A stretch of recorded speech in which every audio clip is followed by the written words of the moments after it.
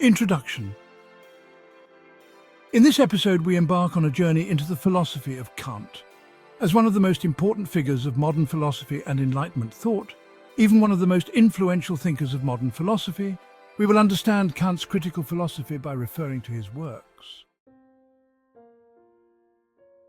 Kant's critical philosophy. Immanuel Kant, one of the most important philosophers not only of modern philosophy, but also of the history of philosophy, and one of the leading figures of the German Enlightenment, was born in 1724 in Königsberg, East Prussia. Kant spent his entire life in Königsberg, never married, and devoted all his time to developing his philosophy, which opened a new page in the history of philosophy. He studied natural sciences and philosophy at the University of Königsberg. Later, from 1758 onwards, he taught mathematics, logic, philosophy, geophysics and geography at the same university. In 1770 he became a professor at the same university and continued teaching until 1797.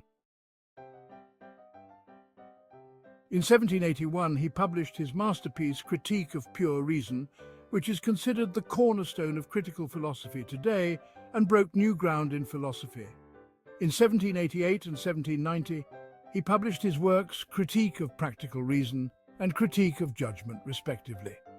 He passed away in 1804 and was buried in a funeral ceremony attended by almost the entire population of Königsberg, along with important figures from the university, the state, and even the army.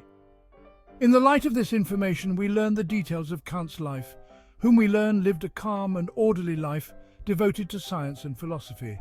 From the biographical work of Thomas de Quincey, who accompanied him until his last days, titled The Last Days of Immanuel Kant. Some of Kant's works translated into Turkish are Prolegomena, Critique of Pure Reason, Critique of Practical Reason, Critique of Judgment, Groundwork of the Metaphysics of Morals, Observations on the Feeling of the Beautiful and Sublime, On Education, What is Enlightenment? Kant's philosophy is generally divided into two periods, the pre-critical period and the critical period. In the pre-critical period, also called the dogmatic period, Kant largely shaped his philosophy according to the Leibniz-Wolff tradition. During this period, he wrote mostly on natural sciences and philosophy of religion. The period after the publication of his masterpiece, Critique of Pure Reason, is known as the critical period. One of the important reasons for this is Kant's critique of traditional metaphysics. We have seen that almost all modern philosophers criticized traditional metaphysics from different angles and developed different theories of knowledge in this direction. However, Kant took this fundamental feature of modern philosophy to the extreme, aiming to do what no one, including his contemporaries, had done, and questioned whether metaphysics was possible at all. Kant expressed this aim in his work Prolegomena as follows: "My aim is to compel everyone interested in metaphysics to admit that it is absolutely necessary to pause, to set aside everything that has been done so far, and to ask first of all the question, is it even possible that there is such a thing as metaphysics? If metaphysics is a science, how come it does not enjoy general and lasting acceptance like other sciences?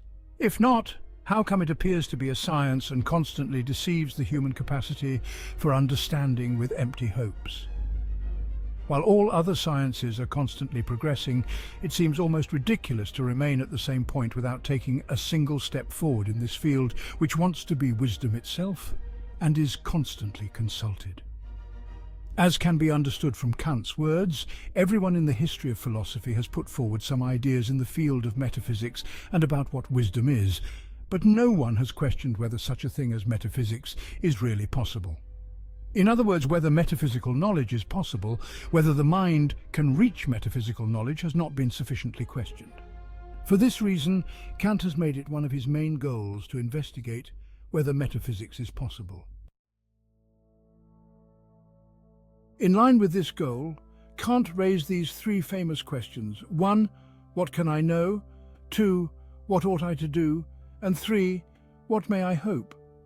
These three important questions of Kant can actually be seen as the basic parts of a systematic critique of the human mind, which claims to reach knowledge. According to Kant, questioning the possibility of knowledge means questioning the faculties of the mind that claims to acquire this knowledge. In other words, it will not be possible to do metaphysics without determining clear and reliable criteria for what the faculties of the mind are, what they can do, and how far they can reach.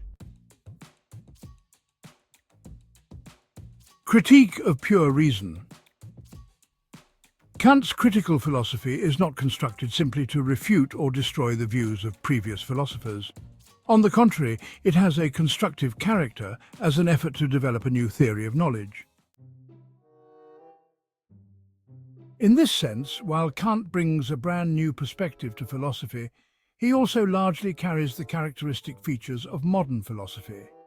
Therefore, Kant, who is considered to have brought modern philosophy to its peak, also tried to reconcile the conflicting ideas of modern philosophers. As we have seen in our previous lessons, when we say modern philosophy, we can talk about two basic traditions. One of them is the rationalist tradition, which we see examples of in Descartes, Spinoza, and Leibniz. The other is the empiricist tradition, which we see in the philosophies of Locke, Berkeley, and Hume. While Kant argues that these rationalist and empiricist systems of knowledge, which are at two opposite poles, are insufficient, he did not refrain from adopting important ideas from both traditions. While Kant, on the one hand, accepts that the source of our thoughts comes to us through our senses, as the empiricist philosophers argue, on the other hand, he accepted that it is the mind that shapes these thoughts, that is, that turns our senses into thoughts with its own rules.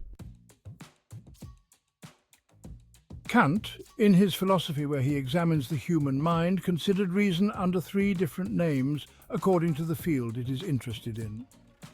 Kant gave the names pure reason, practical reason, and judgment to these faculties of the mind, each of which operates according to its own rules. According to this distinction, pure reason is related to the truth, that is, the theoretical field. Practical reason is related to the good, that is, the practical and moral field. And the faculty of judgment is the faculty of reason related to the beautiful, that is, the aesthetic and appreciative field. Within the framework of this threefold distinction, Kant wrote three basic works, respectively. 1. Critique of pure reason. 2. Critique of practical reason. And 3. Critique of judgment. The Critique of Pure Reason and the later work Prolegomena, which is a kind of explanation of this book, are Kant's fundamental works dealing with the problem of knowledge. In this book, Kant wanted to answer questions such as the nature and limits of pure reason, what it can know, how and how much it can know, which faculties and abilities of pure reason do which job, and through these answers he wanted to reveal the elements that make up human thought.